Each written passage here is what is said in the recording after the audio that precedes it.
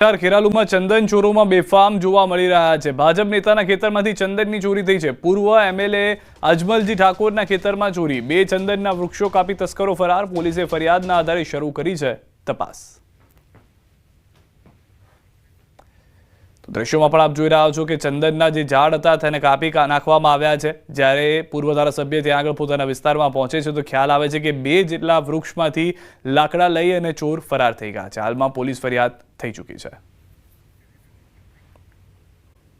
અંબાલાલની આગાહી છે તે રીતે વરસાદની પણ શરૂઆત થઈ ગઈ છે। અમરેલીથી સમાચાર મળી રહ્યા છે। રાજુલા પંથકમાં વરસાદ શરૂ થયો છે। ગ્રામ્ય વિસ્તારોમાં હળવો વરસાદ પડી રહ્યો છે। સરોબડા, કોટડી, બારપટોળી, કંથારિયામાં વરસાદ છે। રાજુલા શહેરમાં પણ વરસાદી માહોલ જોવા મળી રહ્યો છે। રાજુલાના રસ્તા પર પણ ફરી વળ્યા છે પાણી। તો અલગ અલગ વિસ્તારની અંદર વરસાદને લઈને જાણકારી જે મળી રહી હતી તે પ્રમાણેના દ્રશ્યો પણ હવે જોવા મળશે, કારણ કે આગાહી પણ કરવામાં આવી છે હવામાન નિષ્ણાત અંબાલાલ પટેલ તરફથી, જેઓએ કહ્યું છે કે કેટલાક વિસ્તારોમાં વરસાદની અસર જે છે તે આગામી 6 થી 8 દિવસ જોવા મળી શકે છે। વધુ માહિતી ન્યૂઝ18 સંવાદદાતા રાજન પાસેથી મેળવીશું। રાજન, કયા કયા વિસ્તારો કે જ્યાં આગળ વરસાદ જોવા મળી રહ્યો છે, તીવ્રતાને લઈને શું પરિસ્થિતિ?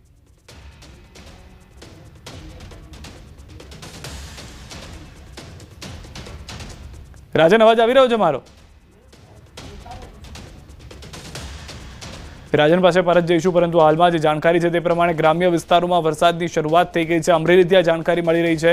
રાજુલા પંથકમાં વરસાદ શરૂ થઈ ચૂક્યો છે। ગ્રામ્ય વિસ્તારોમાં પણ હળવો વરસાદ જોવા મળી રહ્યો છે। સરોવડા, કોટડી, બારપટોળી, કંથારિયામાં પણ વરસાદ છે। રાજુલા શહેરમાં પણ વરસાદી માહોલ જે છે તે દ્રશ્યમાં જોવા મળી રહ્યો છે। આ દ્રશ્યો આપ જોશો તો અમરેલીના વિસ્તારના દ્રશ્યો આજના, કે જ્યાં આગળ અનેક વિસ્તારમાં ઝાપટા પણ થયા છે, અનેક વિસ્તારમાં ભારે વરસાદ પણ જે છે તે જોવા મળ્યો છે। કેટલાક વિસ્તારોની અંદર હજી પણ ચોમાસું ગયું ન હોય તે પ્રમાણેના દ્રશ્યો જોવા મળી રહ્યા છે। કેટલાક વિસ્તારોની અંદર ખેડૂતોનું કહેવું છે કે જરૂરી હતો અત્યારના વરસાદ, થોડો વચ્ચે સમય જે સૌરાષ્ટ્રની અંદર વરસાદ ન હતો તો હવે ફરી એક વખત વરસાદ આવ્યો છે તો જરૂરી પાકને પાણી મળી રહેશે। કેટલાક વિસ્તારોની અંદર હાલમાં જે પાક હતા તેના માટે થોડો ઘણો જોખમી રૂપ પણ વરસાદ સાબિત થઈ શકે છે। તો રાજુલા એટલે કે સૌરાષ્ટ્રની અંદર આ વરસાદની શરૂઆત થઈ હોવાની જાણકારી મળી રહી છે। અલગ અલગ વિસ્તારોમાં અલગ અલગ પરિસ્થિતિ જોવા મળી રહી છે। જે રીતે હવામાન નિષ્ણાત અંબાલાલ પટેલની પણ આગાહી છે કે હજી આગામી 6 થી 7 દિવસ વરસાદ હશે। નવરાત્રીના નોરતામાં પણ વરસાદ હશે, તો તે રીતના જ પરિસ્થિતિ જે છે તે જોવા મળી રહી છે। ખાસ કરીને સૌરાષ્ટ્ર અને દક્ષિણ ગુજરાતના વિસ્તારોમાં અસર જોવા મળશે। જે ભારે વરસાદ છે તેની શક્યતા ઓછી જોવા મળી રહી છે, પરંતુ ભારે ઝાપટા જરૂરથી હોઈ શકે છે। વધુ માહિતી ન્યૂઝ18 સંવાદદાતા રાજન પાસેથી મેળવીશું। રાજન, અવાજ આવી રહ્યો છે? શું પરિસ્થિતિ છે સમગ્ર અમરેલી પંથકની રાજુલાની હાલમાં વરસાદને લઈને? બિલકુલ સિદ્ધાર્થ, આમ જોવા જાય તો સમગ્ર અમરેલી જિલ્લામાં વાતાવરણ ક્લિયર છે, પરંતુ માત્ર દરિયાઈ પટ્ટી વિસ્તારના રાજુલા અને જાફરાબાદ આ 2 તાલુકાઓમાં છૂટોછવાયો વરસાદ પડી રહ્યો છે। ખાસ કરીને જાફરાબાદ તાલુકાના જે ગ્રામ્ય વિસ્તાર છે ત્યાં ધોધમાર વરસાદ છે, જેમાં 4-5 ગામો છે, સરોવડા, કોટડી, બારપટોળિયા વિસ્તારમાં ધોધમાર વરસાદ છે। રાજુલામાં પણ રોડ પર પાણી વહેતા થઈ જાય તે પ્રકારના વરસાદી ઝાપટા પડી રહ્યા છે। માત્ર 2 તાલુકાને બાદ કરતા અન્ય કોઈ વિસ્તારમાં વરસાદ નથી, પરંતુ આ 2 તાલુકાઓના કેટલાક ગામોમાં વરસાદ પડતા ખેતીને ફાયદો થાય તે પ્રકારનો આ વરસાદ છે। સિદ્ધાર્થ, આભાર સમગ્ર માહિતી બદલ। તો હાલમાં જે દરિયાઈ વિસ્તારો છે ત્યાં આગળ વરસાદ જોવા મળી રહ્યો છે। અન્ય સમાચાર, મહીસાગરથી 5 લોકોના ડૂબવાનો મામલો। કંપનીના માલિક જયસુખ પટેલ સામે ફરિયાદ। કંપનીના કર્મચારીઓ સામે નોંધાયો છે ગુનો। તાંત્રોલી હાઇડ્રો પાવરમાં બની હતી ઘટના। પોલીસે ટીમ બનાવી શરૂ કરી છે તપાસ। મહીસાગરના તાંત્રોલી હાઇડ્રો પાવર 5 લોકો ડૂબ્યા હોવાના મામલે ફરિયાદ નોંધાઈ છે। પોલીસે કંપનીના માલિક જયસુખ પટેલ સહિત કંપનીના કર્મચારીઓ વિરુદ્ધ ગુનો નોંધ્યો છે। પોલીસના મતે કંપનીના માલિક Ajanta energy private limited company મોરબીના જયસુખ પટેલની છે।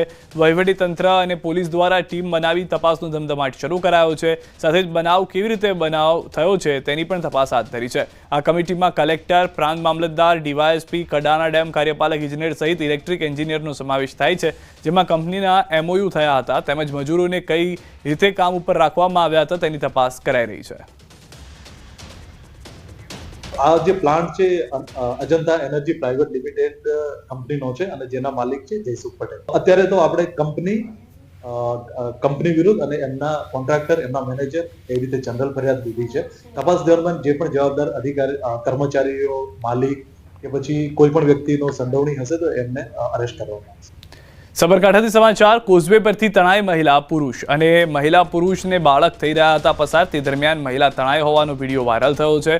ફાયર વિભાગે મહિલાની શરૂ કરી છે શોધખોળ. તો હાલમાં 3 લોકો જતા હતા તેવી જાણકારી મળી રહી છે, જેમાં માતા પિતા અને એક બાળક જતું હતું, જેમાંથી માતા જે છે, મહિલા જે છે તે તણાઈ હોવાની જાણકારી મળી રહી છે. લોકોએ પ્રયાસ કર્યા હતા મહિલાને બચાવવા માટેના, પરંતુ તેમાં હજી સુધી સફળતા ન મળી હોવાની જાણકારી છે. ફાયર વિભાગને પણ જાણ કરવામાં આવી છે. ફાયર વિભાગની ટીમ દ્વારા આ મહિલા જે તણાઈને જઈ રહી છે તેને શોધવા માટેના પ્રયાસ શરૂ કરવામાં આવ્યા છે. આપ દ્રશ્યોમાં પણ જોશો તો માતા પિતા અને બાળક જે છે જઈ રહ્યું હતું, અચાનક જ પાણીના પ્રવાહમાં માતાનો હાથ છૂટી જાય છે અને તે તણાતી જોવા મળી રહી છે. રાજકોટથી સમાચાર. પાટીદાર સમાજની રેલીમાં મનોજ પનારાનું નિવેદન. પાટીદાર સમાજની દીકરીઓને ટાર્ગેટ કરાય છે. લવ મેરેજ માટે દીકરીઓને ટાર્ગેટ કરાય છે. વરુણ પટેલ પણ તીખા તેવર બતાવતા જોવા મળ્યા. સરકારે અમારી માંગ સ્વીકારવી જોઈએ તેવું પણ તેમના તરફથી નિવેદન આપ્યું છે.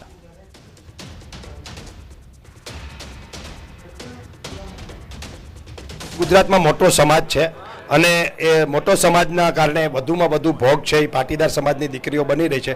બીજા સમાજની પણ દીકરીઓ આવા રોમિયોના ટાર્ગેટમાં હોય જ છે. અને દીકરી છે દીકરી છે, એ કોઈ પણ ધર્મની હોય, કોઈ પણ સમાજની હોય, પણ કોઈ પણ જ્ઞાતિની હોય. એટલે દીકરી એ સમગ્ર ગુજરાતની દીકરી છે ને રાજ્ય સરકારે ઝડપથી આ કાયદો પ્રસ્થાપિત કરી દેવો જોઈએ. અને અમે પણ ઈચ્છીએ છીએ કે 182 ધારાસભ્યમાં કોણ વિરોધ કરે છે આ કાયદાની અંદર? શા માટે વિલંબ સરકાર કરે છે? સ્પેશિયલ સત્ર બનાવી અને કાયદો ઝડપથી બને એવી અમારી માંગ છે. કારણ વગર લોકોને રોડ ઉપર લાવવા, આંદોલનો કરવા, રેલીઓ કરવી, અને કેટલી દીકરીઓ બરબાદ થઈ છે. કાલ જ મોરબીની અંદર 2 દીકરીઓ, મોરબી તાલુકામાં તમે તપાસ કરી શકો છો, આવી 2 દીકરીઓને ફોસલાવીને લઈ ગયા છે. એના મા બાપ, જેની દીકરી ગઈ હોય એના મા બાપને પૂછો કે શું પ્રોબ્લેમ છે. 20-22 વર્ષની દીકરી કરી હોય ત્યારે આવા ઇસ્યુ આવે છે, ત્યારે ઝડપથી કાયદાની માંગણી કરીએ છીએ.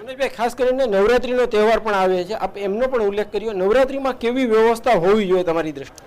પહેલા તો આ ડિસ્કો દાંડિયા છે એ સંપૂર્ણ ગુજરાતમાં બંધ થવા જોઈએ. અમે માંગણી મોરબીથી મૂકી હતી કે આનું રજીસ્ટ્રેશન થવું જોઈએ. આ કોણ ચલાવી રહ્યું છે? ક્રિમિનલ લોકો આવા દાંડિયા ચલાવતા હોય છે અને એની અંદર અનેક દીકરીઓનો ભોગ લેવાતો હોય છે. તો આવા ડિસ્કો દાંડિયા બંધ સંપૂર્ણ થવા જોઈએ. અને ત્યાર પછી નવરાત્રી છે એ પ્રાચીન નવરાત્રી હોવી જોઈએ. આપણે માતાજીના ઉપાસક છીએ. હિન્દુ ધર્મ, સનાતન ધર્મ એ દેવીઓને પૂજા કરતો સમાજ ધર્મ છે.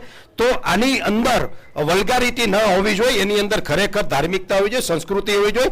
ક્યાંક ને ક્યાંક પ્રાચીન નવરાત્રીઓએ સંસ્કૃતિને નુકસાન કર્યું છે એવું મારું માનવું છે.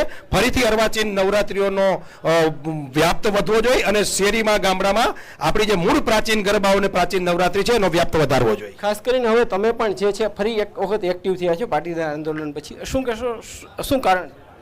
હું 7 વર્ષથી ન્યૂટન હતો, પણ દિનેશભાઈ 2 દિવસ પહેલા મળ્યા કે સમાજની વાત હોય, ગુજરાતની જનતાની વાત હોય, એમાંય દીકરીની વાત હોય ત્યારે તમારે આવવું જોઈએ. હવે તમે કે હથિયાર મૂકી દીધા છે પણ ચલાવતા તો આવડે છે, એટલે પાછો ગમસો ગળામાં નાખ્યો છે દીકરીની વાત. અને આજે જસદણની અંદર જે માહોલ જોયો છે ત્યારે મને 2015 થી 17 સુધીનું આંદોલન યાદ આવી ગયું છે. હું આભાર માનું છું દિનેશભાઈનો કે દિનેશભાઈ આખા ગુજરાતની અંદર તમામ જ્ઞાતિને સાથે રાખી બધાનો આ પ્રશ્ન છે, આ પ્રશ્નનું નિરાકરણ સરકાર સુધી પહોંચાડે. અને આનું પ્રશ્નનું નિરાકરણ દિનેશભાઈની આગેવાનીમાં અને અમારી પાસ ટીમ, તમામ જ્ઞાતિના આગેવાનો સાથે મળીને લાવે એ માટે હું આવ્યો છું. ખાસ કરીને જે છે એક શક્તિશાળી સમાજ છે, મનોજભાઈ ઉલ્લેખ કર્યો તો એમની દીકરીઓ સામે જોવામાં નથી આવતું, પરંતુ પાટીદાર સમાજ ભોળો છે એટલા માટે એમની દીકરીને ટાર્ગેટ કરવામાં આવે છે. આ બાબતને તમે કઈ રીતે જુઓ? એ બિલકુલ મનોજભાઈની વાત સાચી છે, કારણ કે જે કંઈ પીડાઓ આવે છે એ સમૃદ્ધ અને સશક્ત પરિવારોની વચ્ચે, આ જે સક્ષમ, આર્થિક રીતે સક્ષમ પરિવારોને ટાર્ગેટ થઈ રહ્યો છે.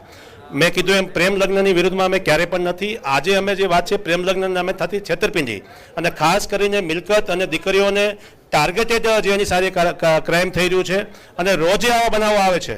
એ બનાવોમાં લાચારી સમાજના આગેવાનો હોય, ચાહે માતા પિતા હોય કે કોઈ પણ એક પોલીસ હોય, એ પણ એની મર્યાદા આવી જાય છે કાયદાની ભાષામાં કે એ પ્રેમ લગ્નના નામે રજીસ્ટ્રેશન કરીને એ માતા પિતાને છેતરી રહે છે. હાર્દિક જોશી, ન્યૂઝ 18 ગુજરાતી, જસદણ.